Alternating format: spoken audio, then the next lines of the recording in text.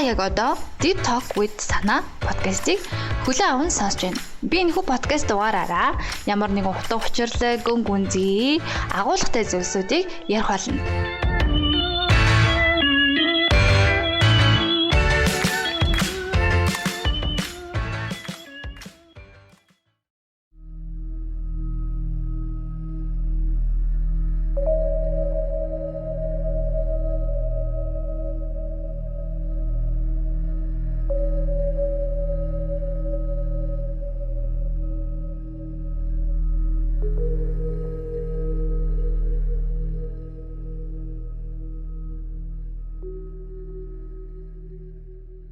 За, сайн байцгаана өрхөн мөндөд сонсогчдоо. Та нараар минь юу байна да?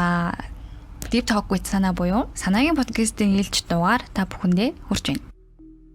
За тэгэхээр энэхүү дугаараараа би ковид дарснаас хойш олж мэдэж авсан уншиж судалж байгаа зүйлсийн талаар ярих гэж бодлоо. Энэ удаа бид нар ерөнхийдөө болвол сэтгэл зүйн холбогдлолтой өөрийгөө хэрхэн эмчилж байгаа тухайга хуваалцах гэж байна. Тэгэхээр яагаад эмчилж байгаа вэ гэхлээр мэдээж өвдсөн байж таарна. Тэгэхээр яагаад өвдсөн бэ гэхлээр сэтгэл зүйн хувьд өвдсөн гэж хэлж болно. Сэтгэл зүйчтэй анх уулзсан сэтгэл болон яагаад сэтгэл зүйчд хандах болсон гэх зэрэг тухай сонирхолтой юм ярих гэж бодлоо. За сонирхолтой багсан гэхээр мэдэхгүй байна. Гэхдээ ямар ч байсан сэтгэл зүйчдээр очиж уулзж үзсэн байгаа. Энэ талаар яг би өөрөө Батцаан кино видеог Facebook дээрээ тавьсан. Яа харахгүй хүмүүст хэлмээр санагдаад байсан гэх юм уу.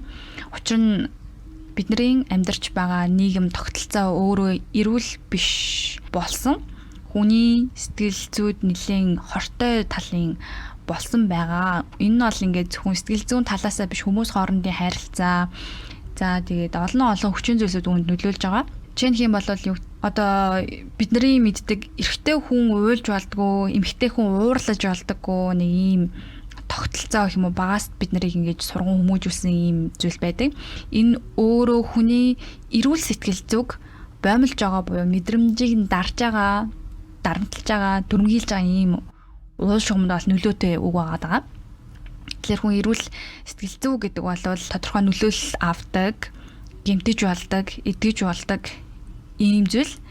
Тэгэхээр бидний мэдрэмж гэсэн үг, хүртхүй гэсэн үг. Өөрийнхөө хувьд одоо миний хувьд сэтгэл зүйн шинжилгээ ухааныг яагаад сонирхох болсон бэ гэхээр өөрийнхөө одоо травмаг хамгийн анх 20 настайдаа олж мэдээд травма гэдэг нь ер нь бага насны дурсамжаас үүдсэн. Тэгээ өөрөөсөө анзаардаггүй боловч миний харилцаа хандлага, үзэл бодол нөлөөлсөн тийм зүйлийг гаднаас нь ажиглаж харж мэдсэн. Ямар нэгэн травма байна гэдэг тэмдэрч үзсэн гэсэн. Тэгээд тэрнээс хойш ерөн сэтгэл судлал нэлээд сонирхох болсон. Зарим талаараа юу гэдгийг хүмүүсийг ажиглах, шинжлэх гэхээсээ илүү одоо надад юу болоод байна гэдэг байдлаар унших гэж хичээдэг байсан. Тэгээ яа харахгүй одоо травмаг ном уншиж бол идгээдгүй юм байлээ. Өөрөө мэдэрч ойлгож тэрийг тэмдэрчтэй хүлээн зөвшөөрж иж мэргэжлийн тусламж авч иж ер нь бол идгээдэг гэж хэлж болно. За тэгээд яасан бэ гэхлээр 10 сард карантин зарлагдаад гэрээсээ ажиллах болсон.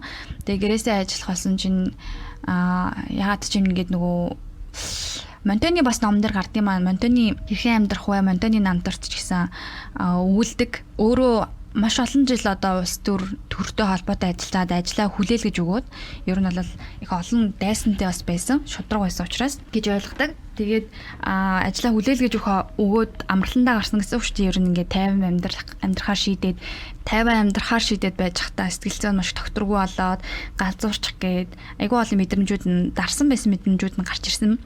Тийм болохоор ер нь энийг ажиглаж бичээдлээс нь түүний сонгомл эсэнүүд гэдгээрээ алдарсан ийм бүтээл нь болж үлдсэн байх жишээтэй.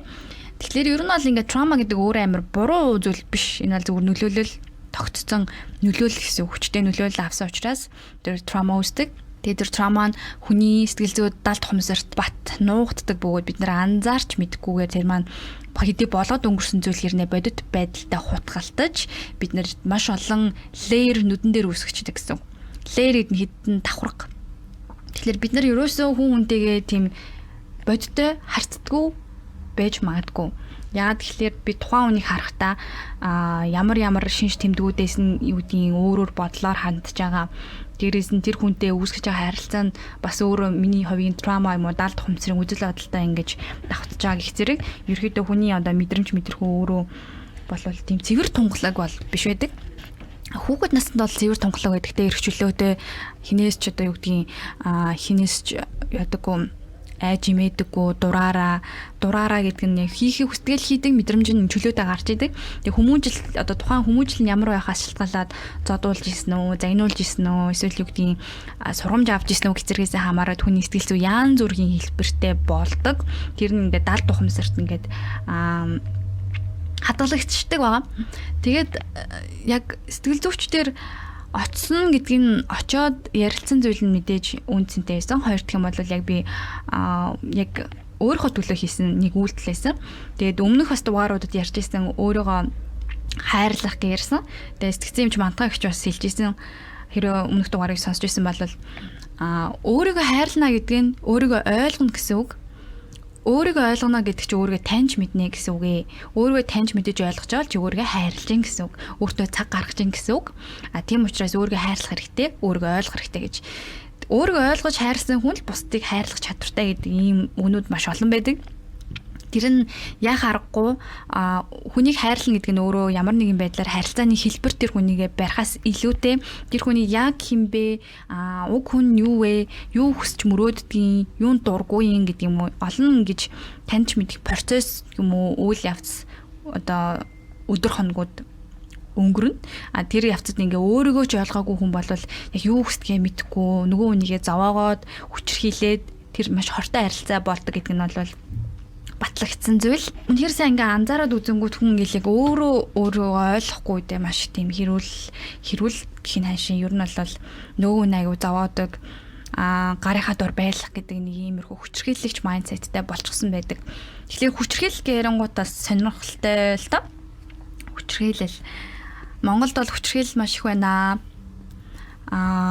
Хүчрхийлүүлдэггүй хүн бай гэд урианууд маш гардаг болсон.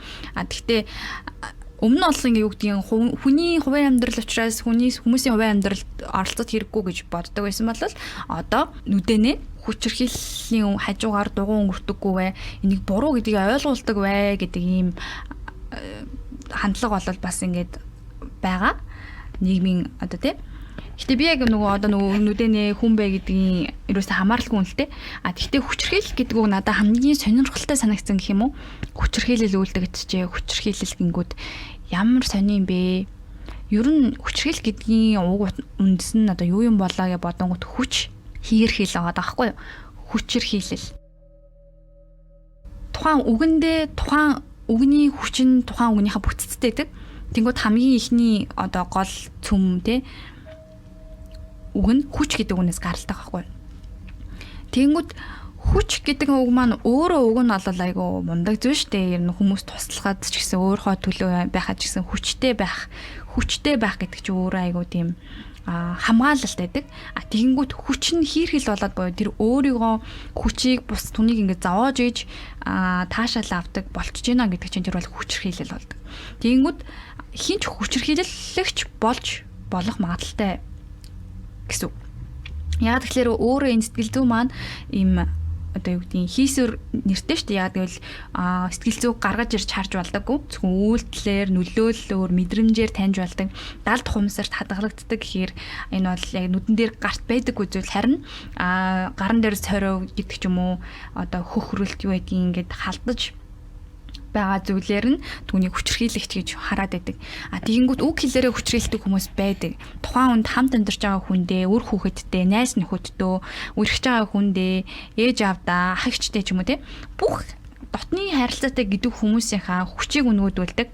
Айлгаан сүрдүүлдэг, ямар нэгэн байдлаар нэг сонголт өгөхгүйгээр тэр хүнийг сонсохгүйгээр ингэж дайрдаг тохиолдол зөндөө байдаг. Энэ өөрөө хүчрхийллийн шин чанартай байгаа. Тэгэхээр маш олон хүмүүс хүчрхийлэлт байдгаа нуудаг, хүчрхийлдэг гэдгээ нуудаг. Зөвхөн нэр төдий байдлыг аяг төрүүлж харуулахыг хүсдэг дандаа. Ийм гоё сайхан, ийм тийм гэд хасаа уг нь бол харилцаанд хамгийн гол нь эрүүл байх хэрэгтэй шүү дээ. Хүн чинь ингээд мэдээж амьдрал зөндөө бэрхшээл байгаа. Бид нар ямар нийгэмд амьдарч байна те. Янз бүр одоо улс төр гэхэд л айгүй ойлгомжгүй байна. Тэгэл тэгэнгүүт бид нар сэтгэл зүй өөрөө маш ойлгомжгүй байгаад байдаг. Тэгэхээр ядаж энэ олон ойлгомжгүй тодорхойгүй зүйл дундаас өөрийнхөө амьдралыг өөрийнхөө мэдрэмжийг тодорхой болгох таньж мэдэх юм хамгийн чухал зүйл болоод байгаа.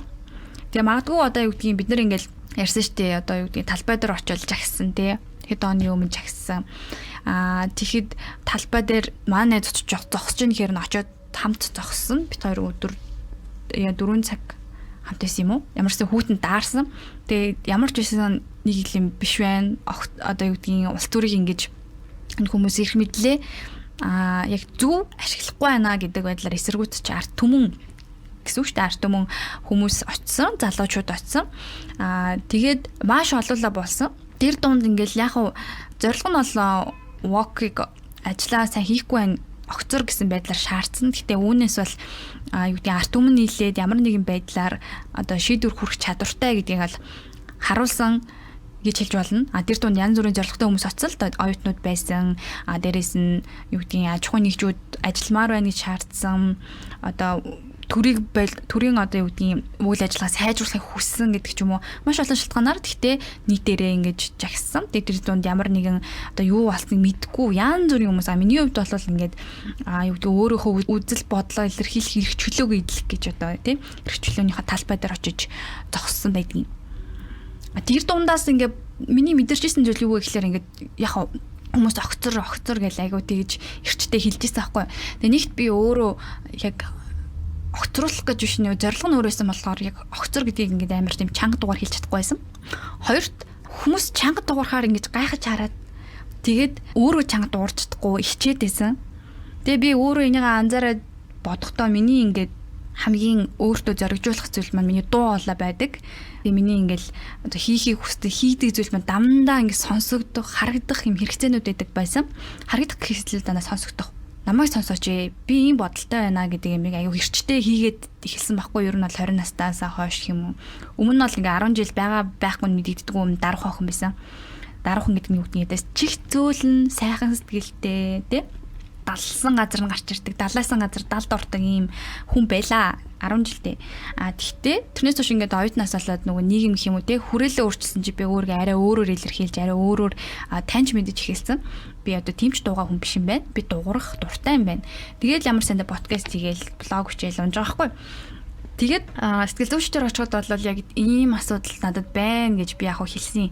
Тэр нь болохоор ингээд маш амархан хэлсэн үгнээсээ буцдаг юмыг хойшлуулдаг ч юм уу ингээд нэг тийм бодит байдалтай тулхаас нэг тийм маш айгаад байгаа юм шиг тийм айцтай болсон байсан.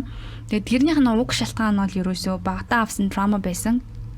Ер нь бол их загнуулах ч юм уу яг нэг хүүхэд насны хөгжлийн үе дээрээ явж байгаа одоо юу гэдгийг дугуйг загнуулсан ч юм уу тийм эсвэл ямар нэгэн байдлаар нэг тийм өөрөө илэрхийлэх явцтай ингэж драма авснаас болоод цаашдаа миний өөрийнхөө үзэл бодлыг илэрхийлж чадахгүй болсон. Ямар нэгэн одоо хүчирхийллийн эсрэг үгүй гэж одоо хэлхийн сул ингэж байсан байгаа. Тэгэл янз бүрийн юм дээр өөрийгөө анзаарч штэ хамгийн гол нь өөрийгөө ажиглана. Хүмүүс намайг яагаад аам чухал биш. Би өөрийгөө тэрийг яаж эсэргүүцэх шин гэдэг маань айгу чухал байгаадсан. Тэгээд за яг эмэгтэй хүний уйлахыг хориогүй юм чинь би хэцүү үедээ уйлдаг. Тэгтээ уурлах гэдэг зүйлийг бол яг тийм гендрийн хөвшмөл байдлаар бол эмэгтэй хүн уурлаж болтоггүй, уурлахгүй, өөдөөс цохиод авахгүй гэдэг байдлаар аягүй дээрлэхэлт бол ингэж байдаг байсан. Одоо жишээ нь юу гэдгийг нэг студид ажилладаг байсан. Тэгээ студид ажилладаг байж хата анх удаа нөгөө нэг sexual harassment гэдэг зүйлийг мэдэрч үзсэн. Тэр нь юу байсан бэ гэхээр манай студид ажилладаг ах ер нь ингээд миний хувийн орон зайд аяга халтдаг байсан л да. Чинь би одоо дизайнер. Клиент нь ирээд нөгөө гарн дээрх маусн дээр гарн дээр ингээд гараа тавьсан нийтээ зураг байдаг шүү дээ. Тэр чинь дизайнертаа цонгох хөрчлөө нөгдөө гэсэн шалтгаантай. Тэгтээ тэр ах яг тэр зураг шиг бүр дэгдэг байсан байхгүй. Арайч гарн дээр нь гараа тавьдгүй ямартай ч ингээд сууж яхад амар ойрхон ирж зогсдог баг ингээд амьсгалж байгаа чихэн сонсогддог тийм лайттай байдаг байсан. Би тэрийг ингээд тав цаашаа аваач гэж уурлаж чаддгүй байсан байхгүй. Тэгээд ингээд энийг юм хэлэхгүй шинжтэй юм шиг байна гэдэг байдлаар нэг өдөр бас орой би ягаад ч нэг эмэгтэй хүн гэсэн болохоор ч юм уу өөрөө ингээ эмэгтэй би ингээл аятал харж авах хэрэгтэй гэж бодлоосоо ч юм ингээд манай ажил дээр уулзалтахгүй нэг юу болсон. За энэ хувийн мэдээлэл болохоор хэлж болохгүй л юм л да. Ямар ч нэг уулзалт болсон юм аа. Тэгээд ах нар нөгөө гаднаас хоол захиаж идээд тэгээд аяг тав хөглөрсөн байсан. Тэгээд намайг watch гэж хэлээгүй гэн. Тэгэнгүүт би ингээ амар сайн хүн болох гал юу гэдгийг. За энэ цэвэрлэгч авах штеп би цэвэрлэжээ гэл ингээл орой ажиллаа дуусаагүй ээжэж. Орой 10 цаг болсон.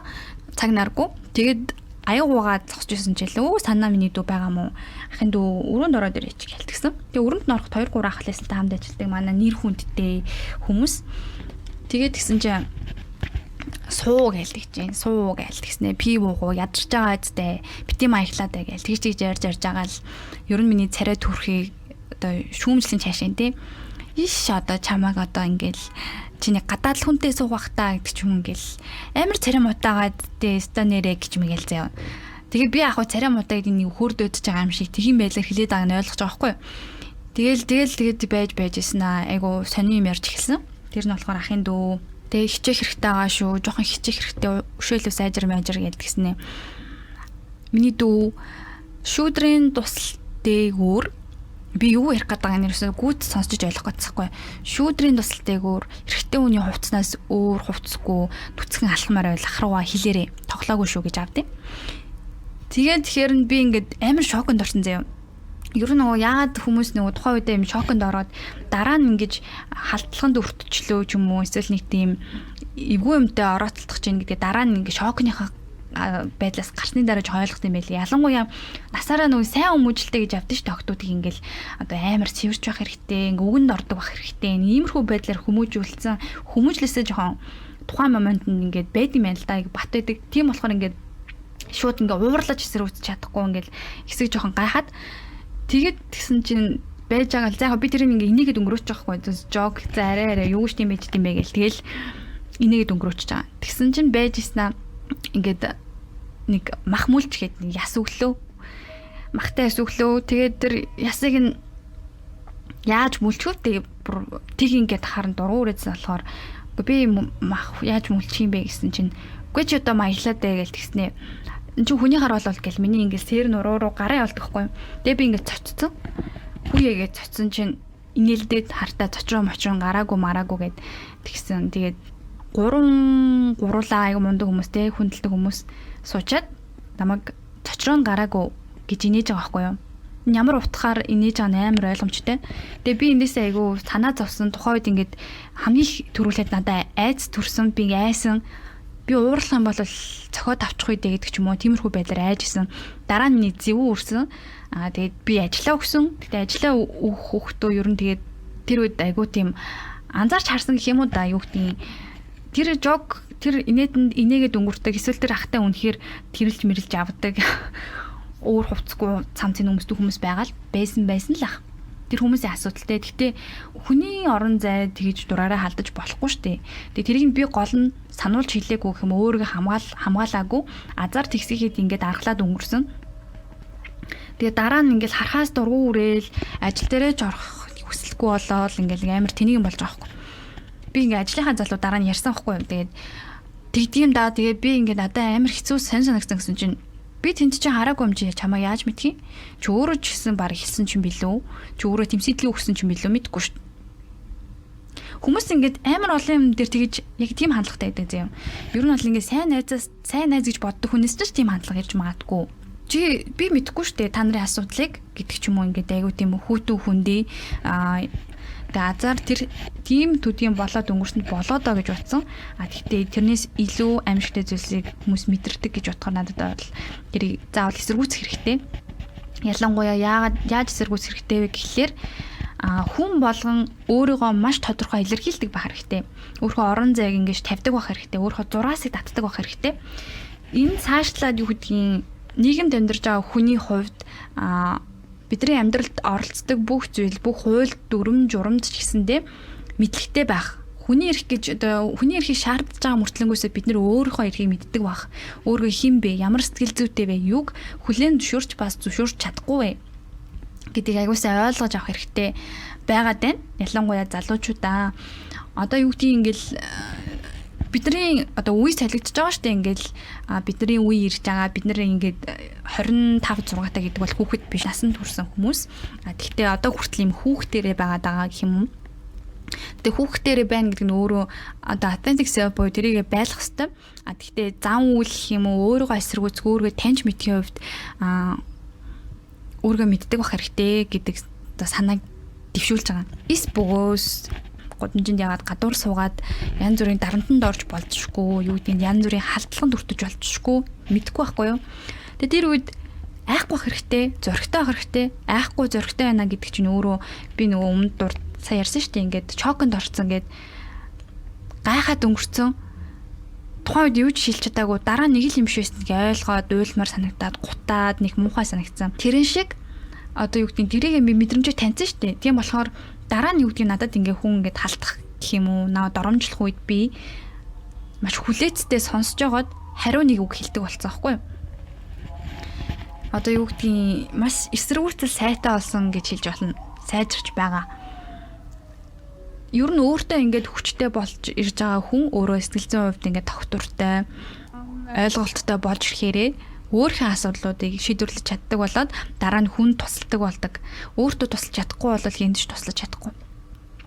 Өөртөө тусалж чадахгүй бол бүр нөгөө хүнийгаа зовоох хандлага гарч ирдэг.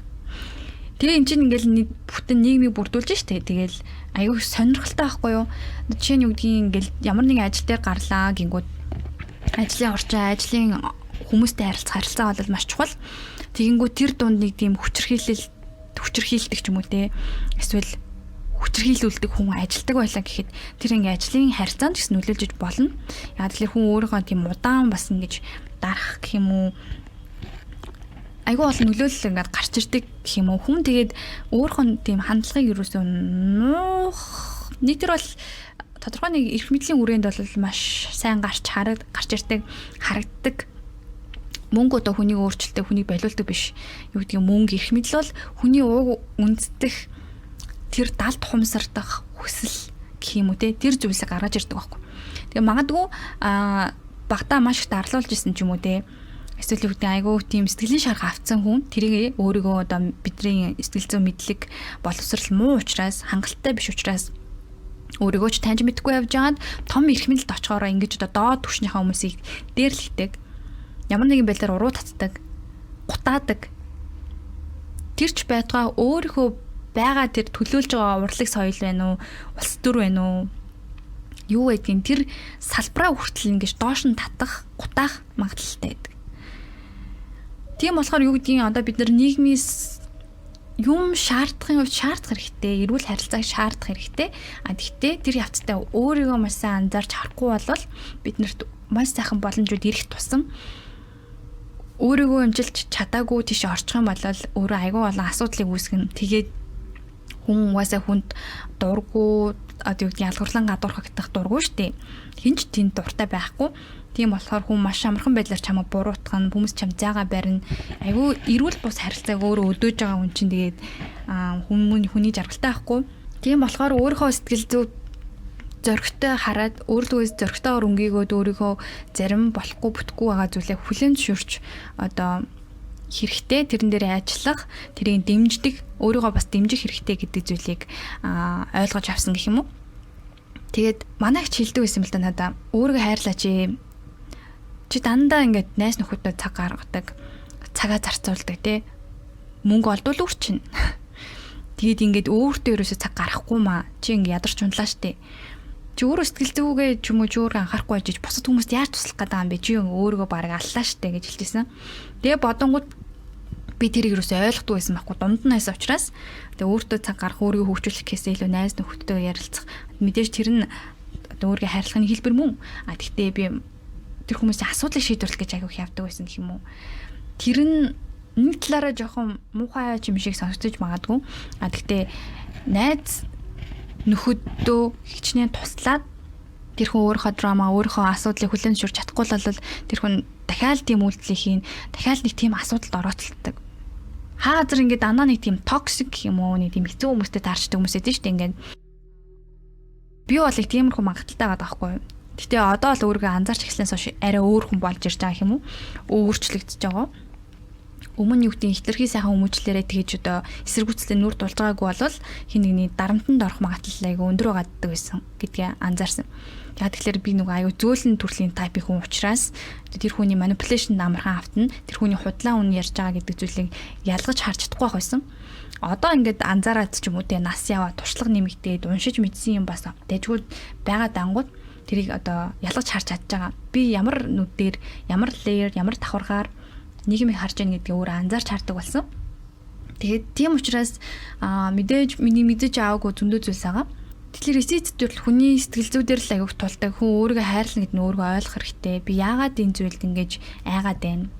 Би яагаад энэ дээр зовоод байна гэдгийг өөрөө таньж мэдэх хэрэгтэй. Тэгээд нэг иймэрхүү сонирхолтой юм байд юм бэлээ. Тэгээд бид нар өөрсдөө юу нэг өдөр л чамайг алхах хэрэггүй болгоч магадгүй шүү дээ. Дүү хууль дүрм журам. Мэдгүй тийм хуультай.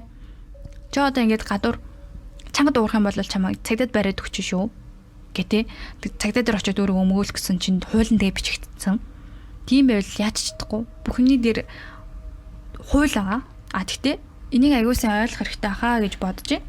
Тэгээд Фукузава Юкичи гэдэг Японы алдарч соёнгийн гэрүүлэгч хүний одоо эрдмийн эрхэмлэх ухаан гэдэг ном байдаг. Тэрийг Монгол хэлний орчуулагч Жаргал сайхан орчуулсан. Тэр ном дээр болохоор ингэдэг байхгүй юу? Хүний дээр хүн бүтээгээгүй. Түр улсаа тохиноолохын тулд ард иргэд өөрөө хүчтэй байх хэрэгтэй. Хүний дээр хүн бүтээгээгүй учраас түр улс те хаан засаглал гэж байх ёсгүй гэдгийг одоо иргэн болгон ухамсартай байх ёстой, хүн байх ёстой гэдгийг бичсэн байдаг. Фукузава Юкичи эрдмийн эрхэмлэх ухаан гэдэг. Энэ хүн болохоор өөрөө одоо Японыхоо мөнгөн тэмдэгтэд үлдсэн соёнгийн эрүүлэгч. Одоо хүн боловсрал мэдлэгтэй байх ёстой гэдгийг бол одоо хэлсэн. Тэгэхэд бол залуу хүн өөрөө бие даасан байх хэрэгтэй. Биеэ даах хэрэгтэй. Тэгжиж бие даасан төртөө болно. Бие даасан төрийг шаардна гэж хэлдэг. Тэгэхээр хүн хинч хинийхээ дээр доор гэсэн захиргаадах гэсэн юм бол байхгүй. Энэ хизээж байж бошгүй зүйл. Хэрвээ нэгнийг дарлал дарангуулал эрхэл юм бол тэр мэдрэмж дарангуулагдана, хүн дарлагдана. Хайрч хүртэл өөрөө худал хуурмаг болж хувирна. Тийм болохоор Монголд бол бас гэр бүл салалт гэх юм уу өөрийгөө таньж мэдээгүй одоо хүнтэй суучдаг. Тэгээд дараа нь өөрийгөө болон нөгөө хүнээ таниад ирэхлээр тэр зүйл маань өөрчлөгддөг. Тийм болохоор одоо түр улстай бухимдах зүйлс байна. Хүмүүсийн хандлах бухимдах зүйлс байна. Бухимдлаа гэд өөрөө бусдад итгэлийг бас хорооно. Мэдээж бухимдах үе байна. Одоо ингээд харангууд өмнө нь ингээл би маш гингийн цайлган охин байсан. Юмд ингээ амархан итгэдэг, юмыг дандаа сайхнаар хардаг. Одоо бол ингээд юмыг бодтой харж эхэлж сурснаас хойш жоохон ялгаатай юмнуудыг мэдэрдэг болсон, хардаг болсон, өөрийгөө чинээр таньж мэдсэн, өөр ингэсэн подкасттай ч боллоо. Ер нь бол энэ бүхий л өөртөө хийж байгаа зүйл маань миний хувьд зориг, шин зүйлс, хүчтэй байлгах зүйлсийн маань нэг байгаа даа. Өөрийгөө таньж мэдээгүй болвол маш олон зүйлийн тоглоом болж болцшгүй. Хүний тоглоом болж болцшгүй. Агуулгын тоглолтод орчих магадгүй. Ингээл чагссан штэ бид нар ингээл сая миний хувьд болвол үгээ хэлэх хэрэгчлөөгөө идэх гэж талбай дээр хэр олон хүн цугуулгыг харах гэж арт түмэн хэр хүчтэйг мэдрэх гэж өөрөө тэнд очисон миний хувьд те. Тэнгүүд зургатаар одоо юу гэдгийг хүрэлц өгсэд залуучууд гэж хэлээгүй ер нь бол тэндээс хүмүүс мөнгө авч чагссан гэж шууд гүтгэж байгаа байхгүй. Тэгэхээр ямар нэг юмны тоглолтод орчиж байгаа гэдэг. Тийм болохоор үжил бодлоо байнга илэрхийлж айхгүйгээр өөрийнхөө хувь орон зайг ингэж хамгаалахгүй юм болвол сайхан төрөм эрх мэдэл эзэмшсэн хүн тэгэл мөнгөөр чагсдаг болгочлоо ш тийм. Тэрэн шиг ингээд тэр бол зүгээр нэг жишээ байхгүй. Дараа нь өөрийг чинь өөр хувь орон зай чинь тий эрүүл саруул амьдрах эрхийг чинь хинч ашиглах гэж оролдож магадгүй тэрийг мэдгүй. Тэр тий дунд айж эсвэл санаа суухаас гадна өөрийнхөө сэтгэлийг хамгаалах хэрэгтэй. Сэтгэл гэдэг бол үргэлжддэг. Сэтгэл зүй гэмтдэг. Тийм учраас хэрвээ гэмтсэн болвол бид нар өөрийгөө эдгэх цаг хугацааг өгөх хэрэгтэй. Өөртөө амралт өгөх хэрэгтэй. Тэр бол яаж юу ч хийж болно те. Йог хийж болно, бясалгал хийж болно. сайхан агаар салхин гарч болно. Хамгийн гол нь хүн өөртөө аз жаргал хүсхийн тулд өөртөө чинхүү гой хайрыг мэдрэхийн тулд өөрөө сэтгэл зүг ажиглаж хүлээн зөвшөөрч айдас надад тийм айдас байд юм байна. Би тэрнээс чарах авсан юм байна. Одоо ингээд идэх гэж хичээж ин тий. Одоо тэр зүйлс бол болоод өнгөрсөн. Одоо цаг бол хамгийн хүчтэй гэдэг ч юм ингээ иймэрхүү байдлаар өөртөө ярилцаад өөрийгөө ойлгоод хүмүүс ингээд чамд хатуурхаж хандаж байхад өөртөө нэмж хатуу хандах юм бол чамаас юу үлдэх юм бэ? Бид нар өөргөө ингээ амар олон шүүмжилт юм байлээ. Чи тийм бэ? Чи энэ шиг биш. Чиний одоо юу гэдгийг шүт чин тэгшхэн биш. Миний айрсныг л биш миш гээл ингээл тэрнээсээ харьцуулаад хичээлтэй. Тэр нь ингээ нөгөө талаараа хүн муулах шалтгаан болол. Өөртөө тийм зүйлийг бити үсээрээ. Мэдээж асуудал гарч ирдэг тий.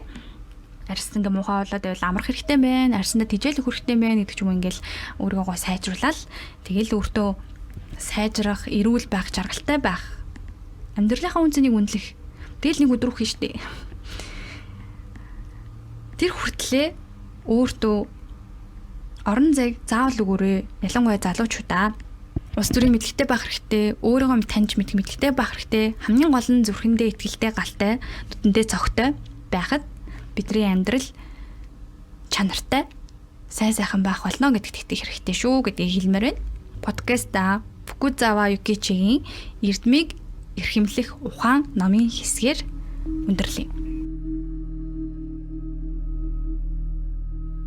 Өнөөгийн хүмүүсийн дунд материалын зүйлд автагдаад оюун санааны дархан байдалтай саа дотор хийдэг тохиолдол маш их байна.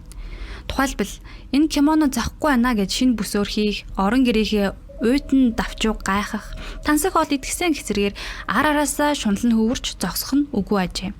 Тэрнээс болоод нэгэн гэрийн эзэн эдийн шунлын боол болжээ гэлцэх нь олон. Бүр хамгийн хэцүү нь бусдын эд юмсад дарлуулах тохиолдол билээ.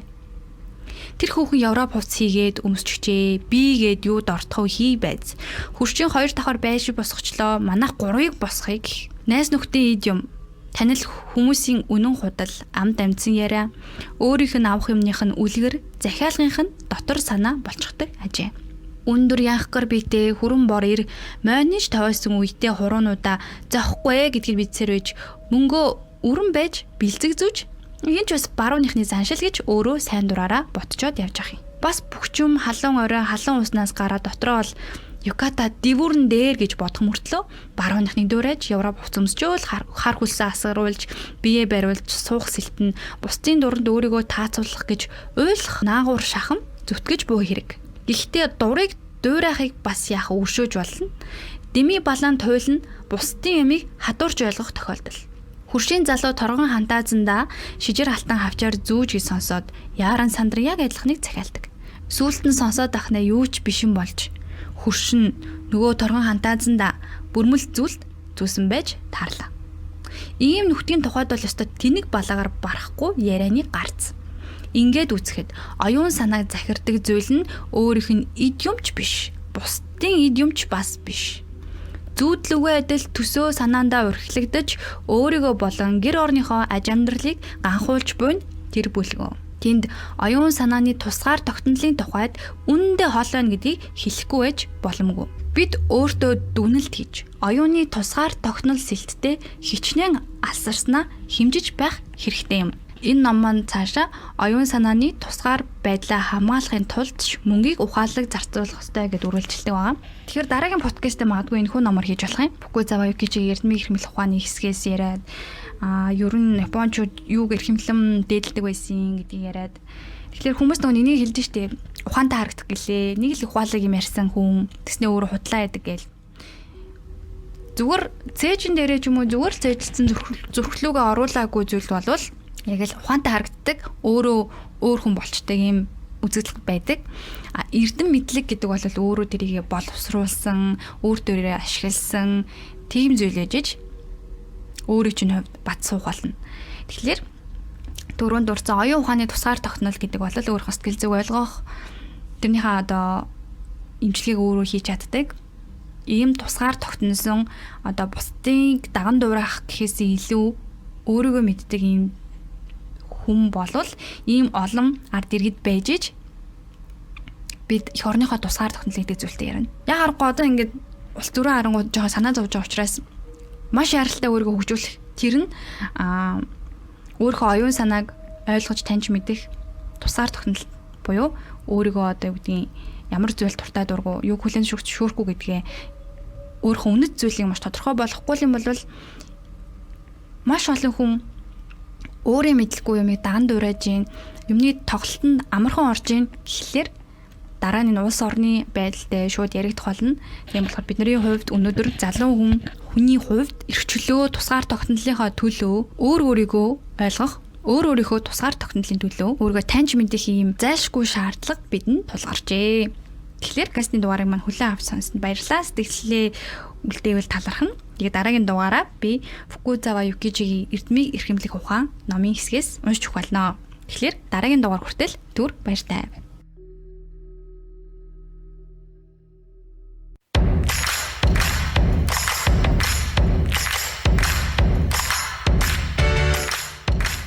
Та яг одоо Deep Talk with Sana подкастыг хүлээн аван сонсож байна. Би энэхүү подкаст дугаараараа ямар нэгэн утга учирлаг, гүн гүнзгий, агуулгатай зүйлсүүдийг ярих болно.